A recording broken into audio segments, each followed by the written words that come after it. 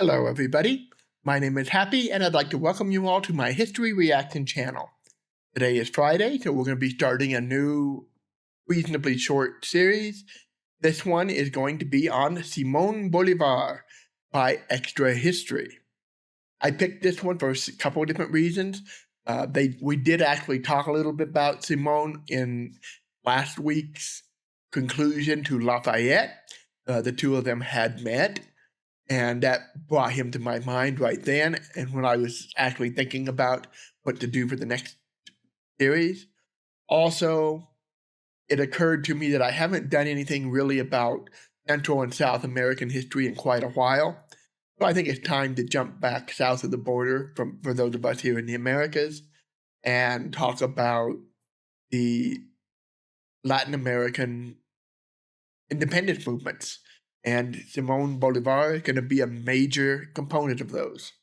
So with that said, as always, I will have a link to the original video in the description down below. If you enjoy this video, please head over to Extra History. Show them a little love and appreciation. Let them know that we value what they do. They do a good job with both the history, with just enough humor to keep it interesting. But they do a great job. So, here we go. Part 1. Shots ring out in the Ohio Valley. A handful of militiamen under the command of a 22-year-old named George Washington have surrounded a tiny force of French colonials. Within 2 years, due to the interwoven alliances and secret treaties, this incident will spiral out into the 7 Years' War. The first truly world war, a war that would be fought on every continent besides Australia. Okay, you'll hear historians say that a lot. Many people consider this to be the First World War. Now, he said on every continent except Australia. I would add that, we all know about the great and famous battle of the leopard seals of Chile versus the Antarctic penguins during the 7 Years' War. There was no fighting on Antarctica either, but then again, there were no people there, so I think that's a fair summary. But yeah, there were forces and people involved in this war all over the world. Now, not a whole lot in Asia. India, as you can see on the map, India did get involved. So did the Philippines. So Asia was involved. However, only a couple of isolated areas like India and the Philippines. But both North and South America, absolutely. Africa, absolutely. All over Europe. So, for all intents and purposes, I think this is a fair characterization. And yeah, this is going to set the stage for Simón Bolívar, so I see where they're going. At first, I kind of had a double take when they were talking about the Ohio Valley. I'm like, what's this got to do with Simón? But now I see where they're going. And the dominoes fall. Yep. That's all history is. It's a series of dominoes. But as important and mind-bogglingly understudied as the 7 Years' War is, we're gonna just look at one of its repercussions, because its reverberations were felt around the globe. This was the great conflagration between England and France. It was the conflict that had to happen eventually. Yeah, it did, because England and France just couldn't stop attacking each other. They have a very long history of that. This isn't the first time they've done this. But here in the States, we know it under a different name. We know it as the French and Indian War. We know it as such because that's the war we Americans fought, but we didn't fight it alone. We were still a British colony back then, and the British sent thousands of troops overseas to help fight back the French forces coming out of Canada. By 1763, the war was over and peace had returned, but with peace comes taxes. After all, someone had to pay for all of those troops Britain had sent over. But a number of colonists didn't much like the idea of higher taxes, and they felt that the Boston Harbor really would be much better if it was tea-flavored. So... One way to frame it, he's talking about the Boston Tea Party for those who aren't Americans and raised on American history. That was a famous protest where there was a tea tax, and the colonists protested by disguising themselves as Native Americans and tossing the equivalent of millions of dollars of tea into the harbor. But they're kind of putting this a little bit too much focus just on the taxes. The taxes were not in and of themselves the main issue. there were a lot of reasons that the colonists were unhappy with Britain at the time. The taxes were just one more thing piled on top of many decades of growing concern. And in this case, the bigger issue was taxation without representation. I know this gets talked about a lot. It's because a lot of history classes, especially early education, and unfortunately a lot of videos skip over that detail, but it's an important nuance there. Nobody likes taxes, but the bigger issue for the colonists was that they were being taxed without a representative in the British government. They had nobody speaking for their interests in Parliament. And that was part of the whole deal at the time. The British citizens were supposed to have representation in Parliament, and the colonists felt that they did not have that representation. Now the British turned around and said, yes, you do. Our people put into Parliament represent you too. But the colonists shoot back with, well, you guys don't know what life is like over here. You don't know what our needs are, our problems are. They're not representing us because they don't know our situation. And both sides are right, but I'm going to have to side with the Americans here, and not just because I am American. If you're going to claim to be that these people have representation, then that means you need to have somebody in there that actually represents them, that knows their situation, that lives among them. And that was the big beef for the colonists, and I totally get that. Doesn't mean that they really wanted to pay the taxes, but they would have been more willing to do so had they had representation in Parliament. And it's important to understand that at this time, they were among the lowest taxed people in the British Empire. They were getting off easy, and I'm sure they knew it. I'm sure they knew people back in England were getting taxed much more than they were. But that wasn't the point to them. Anyway, enough on that. We're not here to talk about the American Revolution, are we? They rebelled against the British. They were led by a 44-year-old man named George Washington, some relation. Now, the military forces were led by Washington. I would not necessarily say the political forces were led by Washington. Those plucky colonists gave a good try of it, but they couldn't really throw off the world's greatest power without some help. So the world's other great powers, who wanted to give Britain a kick in the pants, mainly the French and the Spanish, said, hey, that looks fun, mind if we join? But now someone was going to have to pay for all those supplies and troops the French and the Spanish sent over to the Americans. Yeah, it's a vicious cycle. And they really kind of way oversimplified that. But yeah, France and Spain did get involved, but not immediately. France had always kind of wanted to get involved because, yeah, they did owe Britain a kicking for defeating them in the 7 Years' War and taking all of their North American territories. The Spanish were concerned that if Britain got too much control in North America, now that they kicked the French out, that the Spanish themselves would be next. The French contributed military supplies and troops and ships, especially ships. The Spanish supplied gold and silver. They helped fund it, which was a big deal. But yeah, what he's saying here is absolutely true. Now we've got the same problem we had before. These two great powers spend a ton of money defending the United States, and now they need some more money, which means they're going to be having to raise their taxes. It's a vicious cycle. So the French and the Spanish both implemented new taxes, both at home and, most importantly for our story, in their colonies overseas. So then the French revolted, and then the Haitians revolted, and then most of Latin America revolted. Okay, this is really oversimplified. Especially with the Haitians, the taxes were far from the main reason they revolted. The Haitian Revolution was a slave revolt. And I don't think they were taxing the slaves. They would have been taxing the slave owners, but not the slaves, I don't think. Be very strange if they were. But the Haitian Revolution primarily was a slave uprising. Now, there were other things going on as well, but a lot of it was a bid for freedom, and I don't think I need to say any more about that. And especially when you get over here to South America and Latin America in general, and we can include some of the Central Americans and even North American, like Mexico and some of the Spanish territories up there. The taxes are a big problem, but there's also other issues as well. And especially in Latin America, it's also racial, just like in Haiti.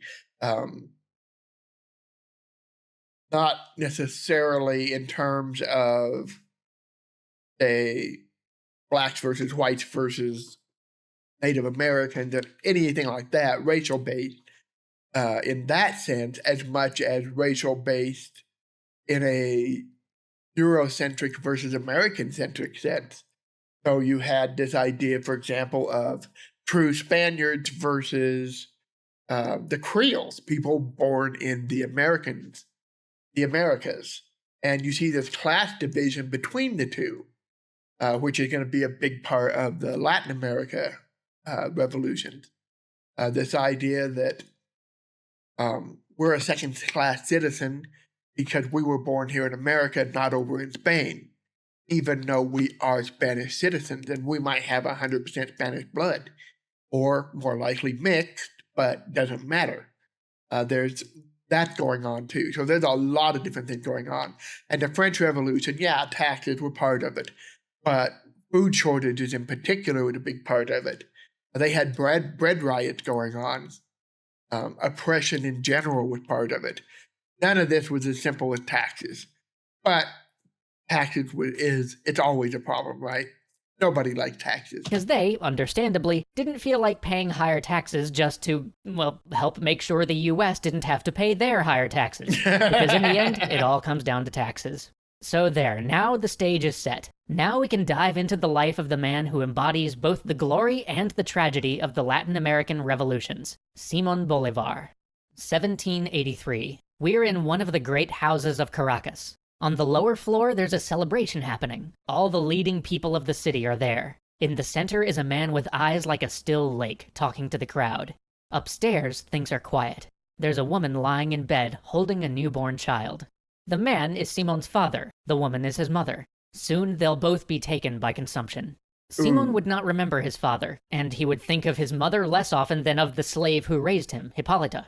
Simón inherited mines and plantations and slaves. The Bolívars were one of the first families of Venezuela, and he one of the richest men in South America. But he wasn't a man yet, he was a child. And there was one thing that he didn't have: Spanish birth. In the Spanish colonial system, there were not only all sorts of deplorable hierarchies of race, but even... Let's go back just a second. So they said that his parents died of consumption. Consumption tended to be a catch-all term for a lot of diseases when you go back this far. Typically, it would be something like tuberculosis, but sometimes you'd have other things lumped in with consumption as well. So, but it would not have been uncommon. Spanish colonial system, there were not only all sorts of deplorable hierarchies of race, but even for those deemed racially pure and white, there was a class system, with those born in continental Spain being more favorably looked upon than those born in the colonies. The highest government offices were only open to Spanish-born colonists. But this bane wouldn't strike him yet. Instead, he grew up as an unmanageable and arrogant child. His father had died when he was 3, his mother when he was 9. The care of those in which he was left was sometimes excellent, sometimes negligent, but it didn't matter. He was always more interested in coursing the alleys of Caracas with the children of the streets than he was in studying or guidance. Finally, though, one tutor, while never able to control him, was able to teach Simón, albeit on his own terms. And so, as they rode through the fields or walked the streets of Caracas, this tutor imparted not a traditional education, but his own personal loves: Rousseau, Locke, and Voltaire. Alas, even this was not to last, as Simon's childhood was set to a backdrop of revolts. Venezuela, and indeed the whole Spanish Empire, was in upheaval. Race revolts and independence movements cropped up and were crushed, each time with more brutality, but each time exposing Spain's ever-slipping hold. Simon's tutor was caught up in one of these revolts and sentenced to permanent exile, and so again Simón was alone. Soon he was enrolled... So this period, there are a lot of failed revolutions. and many of them are inspired either by the American Revolution, Haitian Revolution, and later the French Revolution. But even before that, you still had some of these revolutions going on. They were just never particularly successful. The Spanish had a fairly good hold on the situation. That's going to change once we get into the Napoleonic era, when Spain has bigger things to worry about. Enrolled in the local military academy by an uncle. He chafed at the discipline, but learned much about the art of making war. Soon, though, he was shipped off again, this time to Spain. But he wanted this adventure. He was excited to see the continent that he'd heard so much about, the place where the ideas he so admired came from. But even on this trip, he got a taste of the declining nature of Spanish power. For when his ship stopped in Mexico City, they were informed that they wouldn't be able to depart right away because of a British blockade. Eventually, though, he did make it to Spain, and then on to Madrid, where he would finally get his first real education. And there, too, he met his first great love. Her name was Maria Teresa, and she was from another respectable Caracan family. But unlike Simon, she had been born in Spain and spent her whole life there. He soon proposed to her, and after working for a year to convince her father, they were married in Madrid. Now blissfully married, he decided it was time to return to Caracas and take his place in the family affairs together with his new wife. So they set off for the New World. For Simon, this was a return home. For Maria, it was an opportunity to see her family seat for the first time. But as they landed in Caracas, she began to feel ill, and then weak. Within 5 months, she was dead. Yellow fever had taken Simon's first love. He tried to stay in Venezuela to manage the life he had inherited, but everything there reminded him only of her. And so within a year, in 1803, he once again boarded a ship for Spain. But Spain too, and especially Madrid, only served as a constant reminder of Maria. So when all non-residents were suddenly ordered out of the capital because there wasn't enough bread to feed them, Simon planned a trip for Paris. There he saw an empire reinvigorated by revolution. He couldn't help but contrast it with Madrid. Here was a city and a nation modernizing, evolving, growing with new republican ideals. He drank it in. He was enchanted by Paris and the promise it offered. But it was here that he found his second heartbreak. Not at the hands of a woman, but of a man. Napoleon. Simon had seen Napoleon as a beacon of hope, as the new man, a true republican serving his state faithfully, guiding a state by his soul and humble wisdom towards liberty, equality, and brotherhood. But then Napoleon placed a crown upon his head. Losing his temper one night at a dinner, Simon railed against Napoleon's vanity, his hubris, his lust for power. This suddenly made him much less welcome in social circles, and his friend... Yeah, and that's absolutely true. Simón Bolívar idolized Napoleon. But once Napoleon crowned himself emperor, he never quite lost his respect for Napoleon. He still saw him as an iconic figure, as a brilliant military leader. But he did have issues with Napoleon, like I said, his ego, his overreaching, overstepping the bound, going too far. And this does lead to a bit of a crisis in faith for Simón, because never meet your heroes, right? But yeah, even after this, though, he still has this idolization of Napoleon, but it's the idealized version in his head, not necessarily the reality. He's rather disappointed in the reality once Napoleon found himself. And, seeing the toll the debaucherous life of Paris had taken on him, decided that it was time for a change. They packed up and took him to Italy. And it was here, in this reinvigorating place rich with history, that Simon's thoughts and ambitions really took form. It was here on the very hill which plebeian Romans had retired to win their rights over 2,000 years ago, that Simon stood and proclaimed that he would not rest until his homeland was free. Soon he departed Europe to head back home. But first he stopped. He did do that, and that's very well known. Nobody knows exactly what he said, but the fact that he made that pledge is pretty well confirmed. Stopped briefly in the United States. Here, too, he was inspired. He would later say that it was the first time he'd seen a rational democracy in action. But he realized it had its differences, that it would be no template for the revolution he intended. And so, at last, in 1807, at the age of 23, he set foot again in Caracas. So yeah, he did come to the United States. He did like some of what he saw, but he had issues with some aspect of the government. In particular, he felt that there should be a much stronger executive, that there should be a stronger and more centralized government.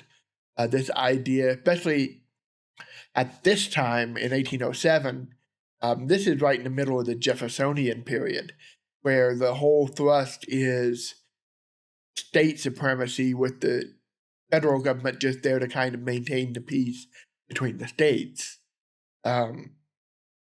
So the executive branch of the government was much weaker than it is now, and the federal government itself was much weaker than it is now. It was very much, especially in this period, taking a backseat to the states. And that was by the initial design. And it was certainly consistent with Jeffersonian politics. Simón did not like that. He wanted a strong central government and, a strong authoritarian leadership. And I don't mean authoritarian in the strictest sense, but the guy in charge needed to be in charge. So he was kind of looking at something more federalist, less state than what we had in the United States. And I think it's kind of interesting. I think it got a lot to do with his upbringing and his culture, because Alexander Hamilton had the same views, and Alexander Hamilton was also born down in the Caribbean.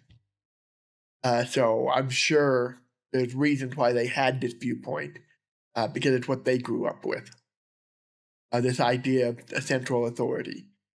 Now, you could argue that the American colonists like Washington and Jefferson and all those guys also grew up with that same kind of thing, but their ruler was remote and was kind of leaving them mostly alone for most of their lives. So they probably didn't have that same sense of having this huge, powerful, centralized government with a very strong leadership. Filled with dreams, ambitions, and an ardent desire for liberation and independence for his people, he walked the streets of his long-neglected home and wondered what the future might bring. Join us next time and find out exactly what that future brings. Yep. All right, so we'll come back next week, and we'll look at part 2. I believe this is a 7-part series, so not too bad. That's about what I'm aiming for Friday, so we will be continuing with the story of Simón Bolívar, and then see what comes after that. So thank you for joining me, and see you all next time. Bye-bye.